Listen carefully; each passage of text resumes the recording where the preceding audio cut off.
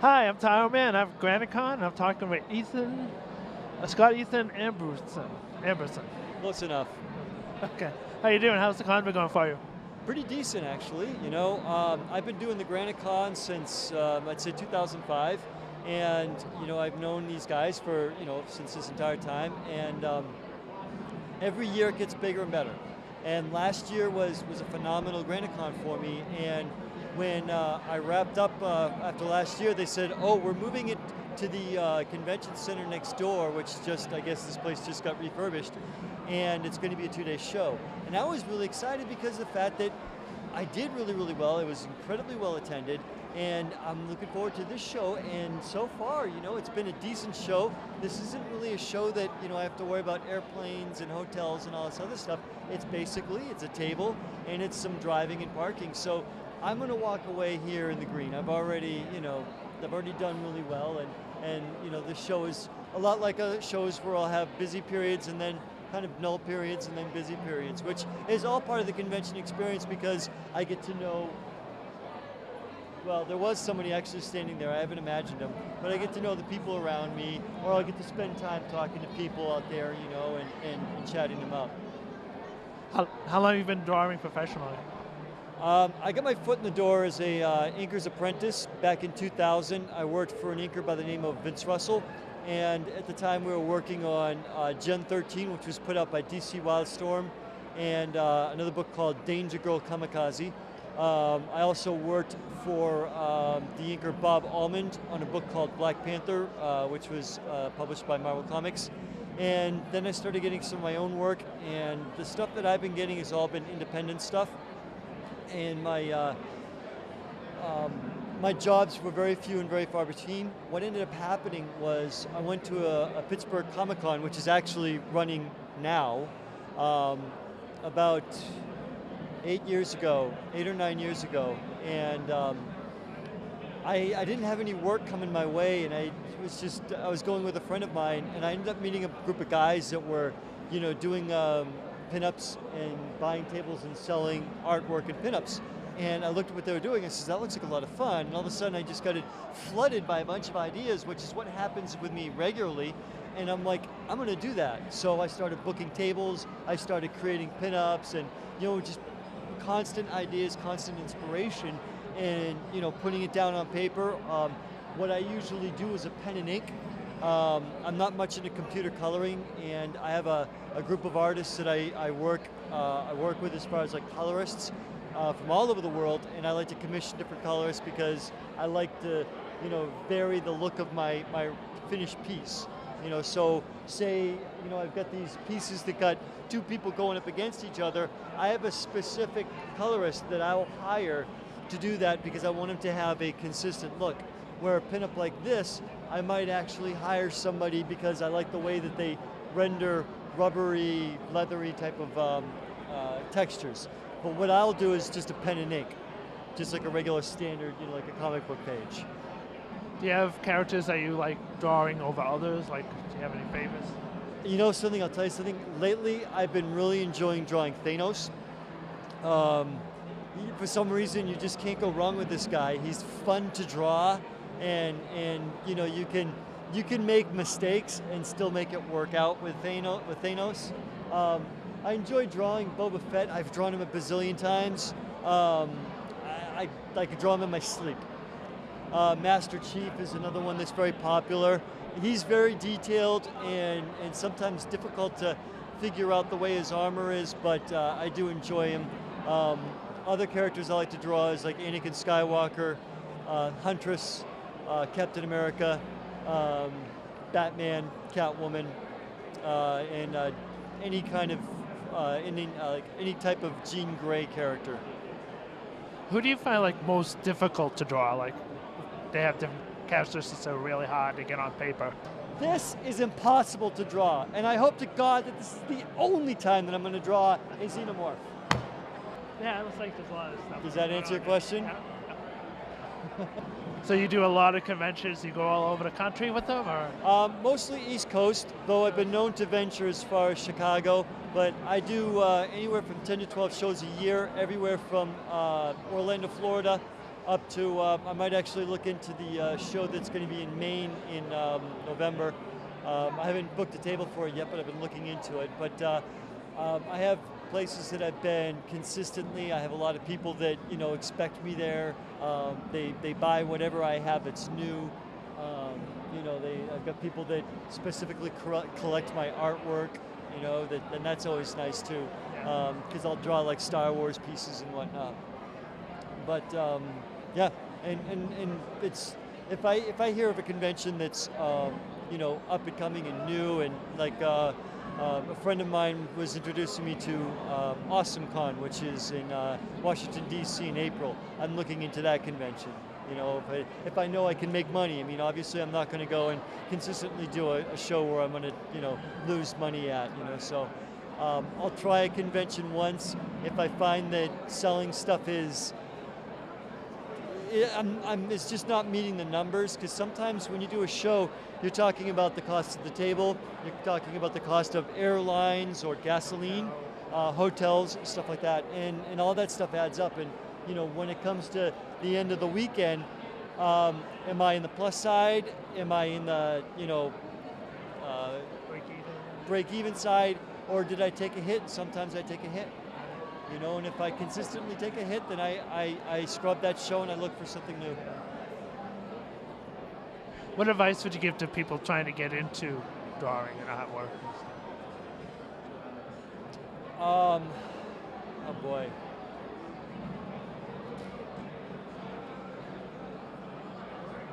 Take what you can get, but keep your expectations high. Okay, constantly push, constantly work at improving yourself. But say you go to a show and the only thing you get is, a couple of fill-in pages for $25 a page, take it. Because one, it gives you the experience, even though you're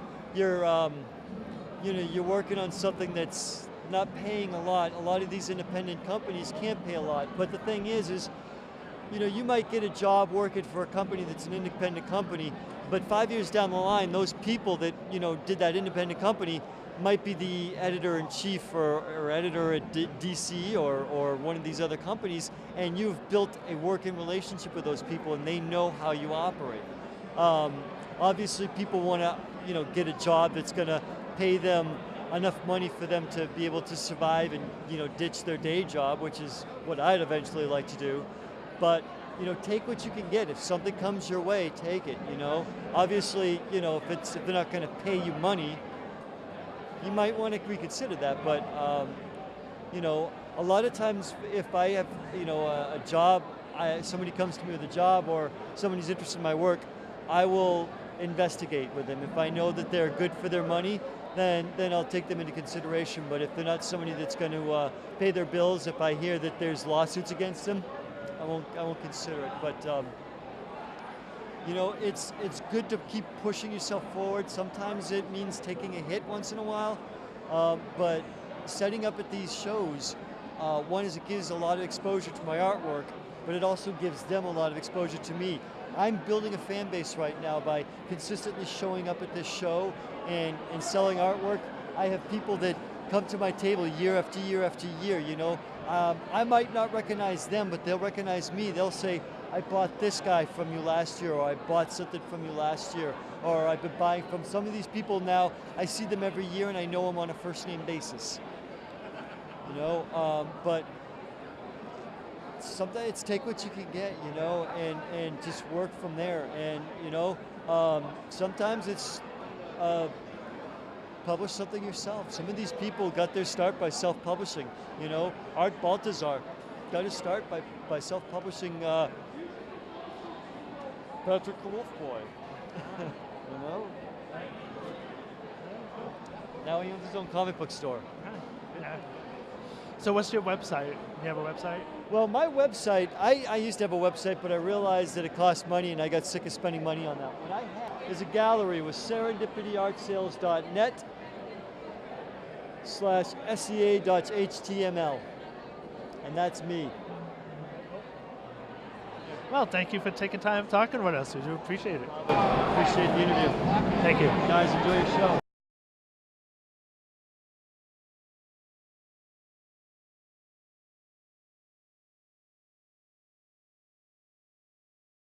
Hi, I'm Tyro Man, and I'm talking with the New England Horror Writers group. Hi, how are you? What's your name again? My name is Scot Goudsward. Tony Tremblay. Tracy Carbone. Rob Smales. How are you guys doing today? How's the convention going for you so far? So far, it's a good time. This is our first time doing New Hampshire Comic Con. Looking forward to doing it next year too. And what is the New England Horror Writers group about? We are a group of over 350 people throughout the 6 states who are writers, script writers, artists. We get together, do shows, hang out. We're putting out our second anthology this November called Wicked Seasons. Our first anthology is called Epitaphs, came out a couple of years ago. It's debuting at AnthoCon in Portsmouth on 11/9. Oh, so that's coming up pretty soon? Yes, it is. We're just about getting the layout done, so we're hoping to have that out and for sale for the convention. So you guys get together and critique each other's writing, or kind of opens it out? Like, what do the meetings entail? Usually there's a lot of drinking involved. We go out, we do a lot of shows, a lot of conventions. We do about, I'm going to say 12 to 15 conventions a year. Then we try to get together for lunch and dinner like every quarter just to hang out and chat. It's not really a critique group per se, but when we do the shows, we support the organization, try to support the other people who are in the organization, and that's us in a nutshell. And you say there's about 300 people right now in the organization? Yeah, there's about 300 of us right now, and we go from Maine down to Rhode Island. So how do people sign up to join the group? Just go to the website? We have a Facebook site, which is facebook.com/group/New England Horror Writers, or newenglandhorror.org, and we also tweet under any horror. So we're all over the place. What would you tell people who are interested in the group, like why should they sign up? It will get them support, because we support all of our writers. On our website, we post different guidelines for markets, so people can look at them and see if they want to submit a story to that guideline, and then hopefully they'll get a sale out of it. And we do reviews for other people, other people send out copies, so we'll do reviews for Amazon after we read it, so we're not just doing like a blind review. And we like to help out our members. So how many people get their stories into the anthology that you put out? Honestly, it depends on how many stories we're looking for. For the first anthology that Tracy edited, called Epitaphs, I think we had like 22 stories. For the new one coming out, I want to say we have 12 coming out. So is there like a submission process to get into the anthologies? Like, do you guys pick and choose like the best out of the best kind of thing? Absolutely. For the first book, it was just people involved in the NEHW, so it wasn't open to the public. For the second book, we did anyone in New England, and we had I want to say it was 3 people going through the process. So you submit the story to the general email box, and then one of the 3 editors, Stacey Harris, Ken Wood, or Christy Schooner Peterson, they would look at it and figure out which ones were good, which ones weren't as good. Then the good ones got voted on again.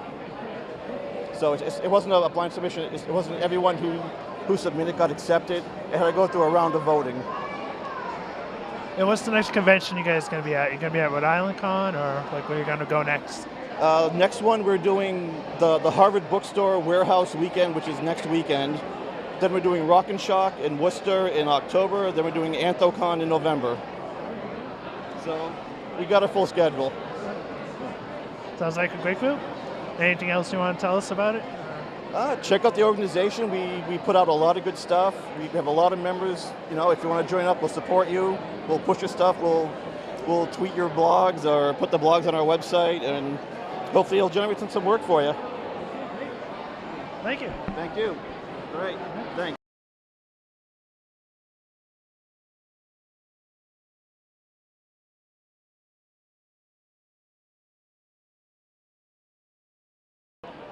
Hi, I'm Tyro Man. I'm at Granite Con. I'm talking with George O'Connor and Griffin S. They produce Baby and Healed. How you guys doing? Fantastic. How are you? I'm doing well. Excellent. How about yourself? Having a good day. A little tired, but otherwise fine. So how's the convention been going for you guys? Fantastic.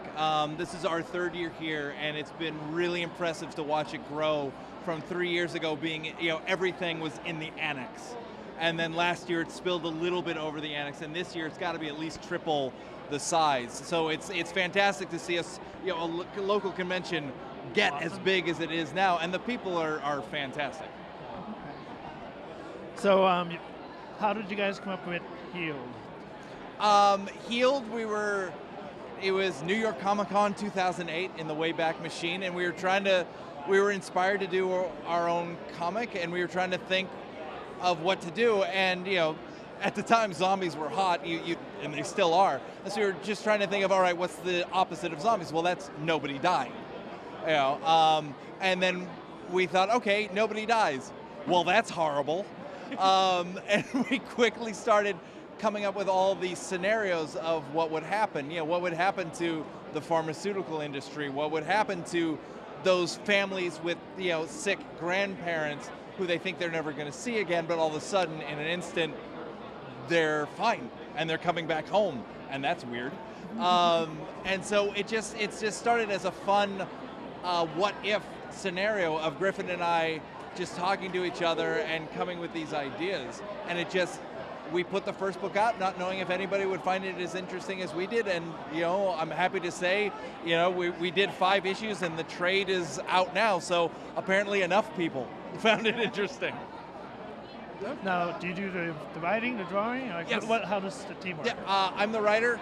And I do the artwork, and I hate doing sequential art, but George's script was genius, so I couldn't say no. All right, cool. And it's been a fantastic collaboration. We've known each other for at least 10 years at this point as 99. as friends. And Griffin's always drawn, I've always written, and then this project kind of came along, and I kind of looked at him like, you want to be my, it was kind of like asking somebody out on a date. Is you want to maybe do this thing with me?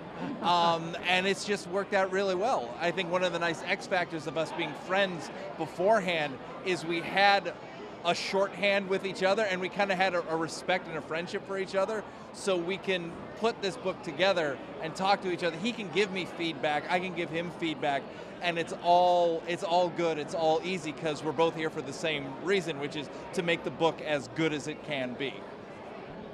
So you're also working on another project called Baby? Yes, if you want to.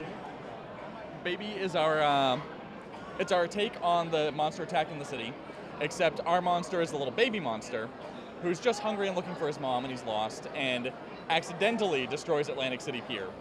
While being chased by an evil cryptozoologist who's trying to capture and collect Baby for his own fame and fortune, and the cop who's one day away from retirement just trying to get through in one piece. So we take all the little cliches and we try to make something more fun that's kid-friendly and also interesting for adults to read. It's our first color book, which was a lot more fun for me than doing the black and white stuff. It's a lot more action, and I got to design a little monster which I based off a corgi puppy, which for the camera I will hold up a little. That's our corgi puppy monster. And it was a lot of fun just playing with a lot of things, because Healed was so much like talking heads, just people having conversations, and the script was genius. The psychology of it was fantastic. But this has been a lot more, I get to play a lot more with everything. So how many issues have come out so far? Is that We have the first issue. I'm currently trying to get through, I'm wrapping up the second issue now, but what we're going to do is do issues 2, 3, and 4 all together, and then just go straight from issue 1 to releasing the trade. So that way you have the sample if you want to see the sample. But if you're going to buy 2 issues, you're probably going to buy 4. If you're going to buy 3 issues, there's no reason not to buy 4. So we might as well just go straight to trade and just market single, and then the whole package. Wrap up the whole story, make it one easy purchase for everyone. Estimate of when that might be out? I think we're looking right now, well, we're going to start releasing, what we're going to do is release some of the pages digitally as we go, just so people can keep up with the story. But the actual trade itself will be released somewhere, I think we were looking at April. Okay. All right, cool. So yeah. And what's going on with Healed? How long? Is that still coming out? No, we wrapped up Healed. That We was did wrapped up? the Okay. 5 issues, and we felt like it was a good point to wrap it up. Okay, The good, and if there's a bad thing to this idea, is it could go on forever. But what we try and do with each issue is learn and make the next one better. Right. And we've lived with Healed at this point for 3 years. And we have learned a ton. I mean, if there are any aspiring creators out there, the best way to learn how to make a comic is to make a comic and then hand it around and then make another comic. And so, I mean, the learning curve was fantastic. So, like I said, we felt like we learned a lot. We told a lot of stories with Yield, and we were kind of itching to, okay, let's take these learnings and go on to the next thing. So you guys self-publish these, right? Yes. Yep. Through Homeless Comics. You can find it at homelesscomics.com. You can read previews, 8-page previews of both Baby and Healed there. And then you can also, if you haven't found us at Granite State Con, sad face, you can, we can send you off. Healed is available on Amazon right now. And then you can also order single issues for both series off of Indie Planet, and we've got all the links for you right there. What advice would you give to like an aspiring writer, comic artist to self-publish? Like, what are the challenges Sure. of self-publishing? This year I've actually started doing panels on. In spirit, it's shut up and make your comic, but that's a little too aggressive. But it's there are 101 reasons not to make your book. Some of them are real, some of them are all psychological. But the wonderful thing about doing a book, especially comics this day and age, the technology has lowered the barrier of entry dramatically. So there's almost no reason not to do it. It's all in your head. So I'll start from a writer and kind of the publishing arm. As a writer, write. Because your idea is always going to be perfect in your head. And the only way it's going to get better and the only way you're going to learn is to put pen on paper or start tapping away on a keyboard and get it out of your head, start seeing where the holes are in your plot, and start showing it to people. And don't be afraid to get feedback. Don't be afraid if the first thing you do isn't going to be great, because chances are it's not. But there will be something in there that you can take as encouragement to do the next thing and to learn. So write, don't be afraid to fail, show it to people who have no emotional attachment to you, because your mom's always going to think it's great, but start showing it around to people who come to a convention like this and start showing it around and start getting feedback. That's the way you're gonna learn, and that's the way it's gonna get better, so the next thing can be better, so the next thing can be better, and so that momentum starts building up. Art-wise, it's really just a matter of understanding, slowing down your process increases skill, and then once you have a next level of skill, just keep practicing over and over again. I mean, it's just, whenever I do any of these, people are always like, oh, I can't draw anything but a stick figure, I wish I could draw better, and it's all really just thousands and thousands of hours of practice. You just have to put the time in, and eventually the people show up who want you to do stuff for them, and then you just have to start figuring out how to manage the workload. I mean, if you can meet a deadline, that's the most important thing. Following through on what you say you're going to do. I have so many artist friends who are really good at what they do, but then PlayStation 3 happens and they never get anything done on time. And it's unfortunate, but that's really, you have to be able to sit down and get it done. So as long as you can do that, the skill comes afterwards. So do you guys have a website or just do Homeless Comics? Like, how would people get in touch with you? Homelesscomics.com. You'll find all of our appearances, and like I said, the previews on the books, as well as some reviews. And then we're on Facebook /Homeless Comics, and we're on Twitter @Homeless Comics. Personally, I'm on Twitter @LazyHorde, LazyHorde. If you type shaded areas, all one word, into any social media thing, you'll trip right over me. Okay. All right. Any last words for the viewers? Or? Come by the website, check out what we got. And again, for those aspiring creators out there, do it. I promise you, this has been the most rewarding creative experience I've ever done. I don't think I'm unique. And I want anybody that wants to do it, I encourage you wholeheartedly to do it. I don't think you're going to regret it. Okay. And thank you for the interview, and thanks GraniteCon for getting bigger around us. All right. Thank you, guys. Thank you. Well, a song about never saying never and never being told what you can or cannot do. This is one of us.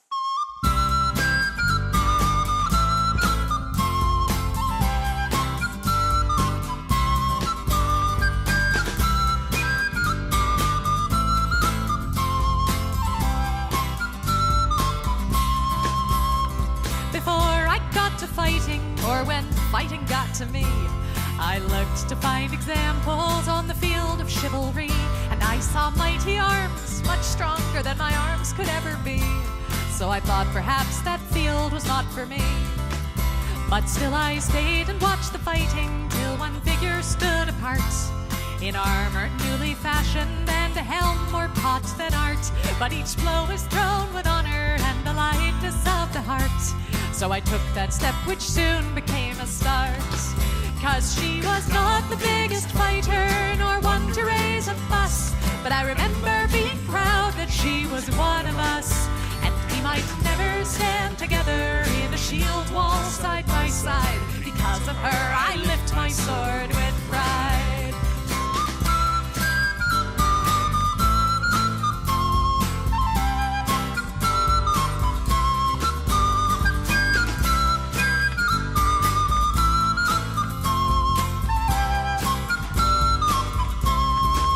Now she was ladylike and lively, not the type you would expect, with a braver heart than many and a slot shot to respect.